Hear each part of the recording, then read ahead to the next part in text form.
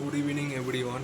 তো আজকে আমি যেই টপিকটা নিয়ে বলবো সেটা হচ্ছে যে আপকামিং যে ইন্ডিয়ার নেক্সট টুর্নামেন্টটা সেটা হচ্ছে এশিয়া কাপ। ঠিক আছে, এশিয়া কাপেতে তোমরা তো শুনেছই আগে, হয়তো অনেক ধরনের কনফ্লিক্ট হলো যে ইন্ডিয়া এবারে এশিয়া কাপ খেলবে না। ঠিক আছে, পাকিস্তানের সাথে ম্যাচ একটাও খেলবে না, কিন্তু বাট ইন্ডিয়া এবারে এশিয়া কাপ খেলবে এবং পাকিস্তানের সাথে সবকটা ম্যাচে খেলবে। ঠিক আছে, আর মেন কথা হচ্ছে যে তো যদি খেলে, ঠিক আছে, তো ইন্ডিয়ার টিমটা তো কীরকম টিম যাবে, ঠিক আছে, কী কী কম্বিনেশান খেলাতে পারে, ঠিক আছে, আর কী কী ব্যাটার বলার উইকেট কিপার নিয়ে খেলবে টুর্নামেন্টটা। ঠিক আছে, সেটাই হচ্ছে মেন দেখার বিষয়। আর যদি দেখো, ঠিক আছে, ইন্ডিয়ার তো অলরেডি আপকামিং 2026-এর যে T20 ওয়ার্ল্ড কাপটা, সেই টুর্নামেন্টের জন্য অলরেডি প্রিপারেশান নিতে আরম্ভ করেই দিয়েছিল। ঠিক আছে, নতুন টিম কম্বিনেশান তৈরি করছিল। ঠিক আছে, পসিবলি সেম ধরনেরই যে কম্বিনেশান এতদিন ধরে T20-তে খেলছিল, ঠিক আছে, সেই পসিবল কম্বিনেশানের সাথে এবারেও এশিয়া কাপটা খেলার পসিবিলিটি আছে। ঠিক আছে, ইন্ডিয়ার বলতে পারো। ঠিক আছে, কারণ তুমি যদি দেখো তো যে টিমটা ইয়ংস্টাররা ইন্ডিয়ার T20 লাইন আপে আছে, খেলছে এখন, ঠিক আছে, তারা খুবই খতরনাক, বিস্ফোরক, খুবই অ্যাটাকিং ব্যাটসম্যান, বলার সব আছে। ঠিক আছে, পুরো পারফেক্ট টিম বলতে পারো ইন্ডিয়ার এখন যে ইয়ংস্টারের টিমটা রেডি আছে। ঠিক আছে, এবার টিমটা তো খুবই খতরনাক আছে। ঠিক আছে, দেখার বিষয় হচ্ছে যে প্রেসার সিচুয়েশানে, ঠিক আছে, বড় বড় টুর্নামেন্টে, বড় বড় যে ফাইনাল সেমিফাইনালে কী ধরনের প্রেসার হ্যান্ডেল করতে পারে। ঠিক আছে, এইসব কিছু তো গৌতম গম্ভীর সামলে নেওয়া আশা করা যায়, কারণ গৌতম গম্ভীর যে কোচিং করছে, ঠিক আছে, সে অলরেডি দুটো ওয়ার্ল্ড কাপ ইন্ডিয়াকে জিতিয়েছে বলতে পারো। ঠিক আছে, man of the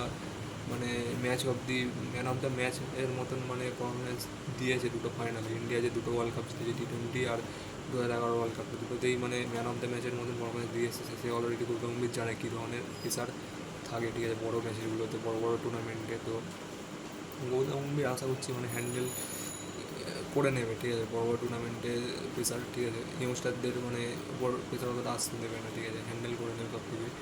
R main কথা হচ্ছে যে কম্বিনেশানটা যদি দেখো, ঠিক আছে, যেমনটা আগে সাউথ আফ্রিকা সিরিজে খেলে এসছে, যেমন সাউথ আফ্রিকার মাঠে গিয়ে ইন্ডিয়া যেভাবে খেলে এলো আগের যে T20 সিরিজটা, ঠিক আছে, খুবই খতরনাক খেলে এসেছিলো, রেকর্ড টাইপের বলতে হয়, 287, 280 এরকম স্কোর করছে সাউথ আফ্রিকার মাঠে গিয়ে, সাউথ আফ্রিকার বোলারদেরকে মেরে। ঠিক আছে, আর ওয়ান সাইডেডলিভাবে জিতছিল। ঠিক আছে, টুর্নামেন্ট T20 সিরিজগুলোতে। ঠিক আছে, বহুত বড় বড় স্কোর করছে। ঠিক আছে, রিসেন্টলি ইন্ডিয়ার যে ইয়ংস্টাররা T20-তে খেলছে, ঠিক আছে, সবাই অ্যাটাকিং খেলছে। ঠিক আছে, আর যদি দেখো যে আমি যদি অ্যাজিউম করি যারা যারা খেলবে, ঠিক আছে, প্রবাবিলিটি 11 বলতে পারো, বা টপ 15 প্লেয়ার যারা যারা খেলবে তাদেরকে যদি আমি বলি, ঠিক আছে, কারা কারা হবে, সেটা হচ্ছে যে প্রথমত ওপেনিং করার পসিবিলিটি সবচেয়ে হাই হচ্ছে যে সঞ্জু স্যামসন আর তোমার অভিষেক শর্মার মধ্যে, কারণ ওরা দুজনে অনেকগুলো ইনিংস একসাথে ওপেনিং করে এসছে। ঠিক আছে, আর ভালো পারফরমেন্স করে এসছে দুজনেই। ঠিক আছে,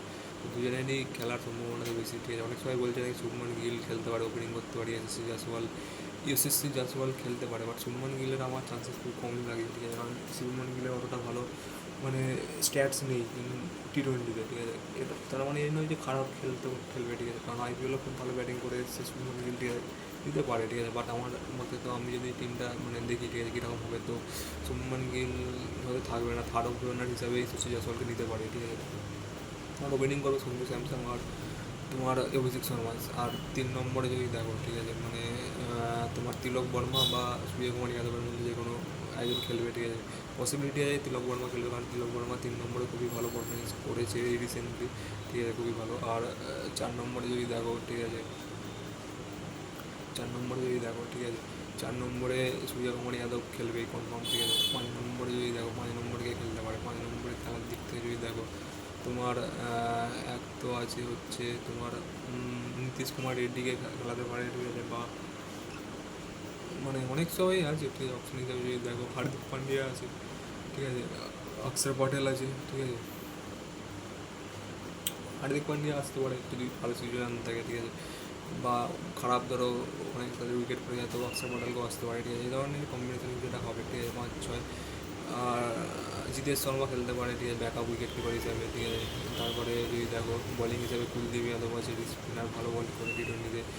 আর প্রসিদ্ধ কৃষ্ণাকে লাইন আপ অ্যাড করতে পারে, কারণ খুবই ভালো এবার আইপিএল ঠিক আছে, প্রসিদ্ধ কৃষ্ণার তো লাস্ট ম্যাচটাতে খুবই ভালো পারফরমেন্স করেছে ওয়াসিদ কৃষ্ণা, তো পসিবিলিটি আছে ঠিক আছে থাকার ওয়াসিদ কৃষ্ণারও। তারপরে যদি দেখো ঠিক আছে জাসপ্রীত বুমরা, অভিষেক শর্মা, জাসপ্রীত বুমরা, আর্শদীপ সিং, এরা তো থাকবেই ঠিক আছে। তারপরে আমি চাইছিলাম যেন আর একটা স্পিনার হিসাবে ইসবন্ধু চালকে পিক করুক, বাট ইসবন্ধু চাল তো মানে পিক হবে না, মানে কোনো লাইন আপেতে নেই ইন্ডিয়ার আপাতত।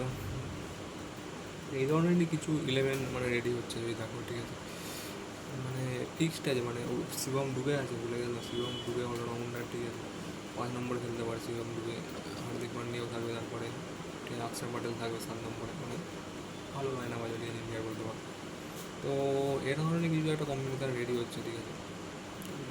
মোহাম্মদ সিরাজকেও খেলাতে পারে বলাই হিসাবে যদি বলেন পিচ থাকে মনে করে ইন্ডিয়া ঠিক আছে। তো আজের জন্য এইটুকুনি, ভিডিওটা অনেকটাই বড় হয়ে গেলো 6 মিনিটের, তো কেন আজের জন্য।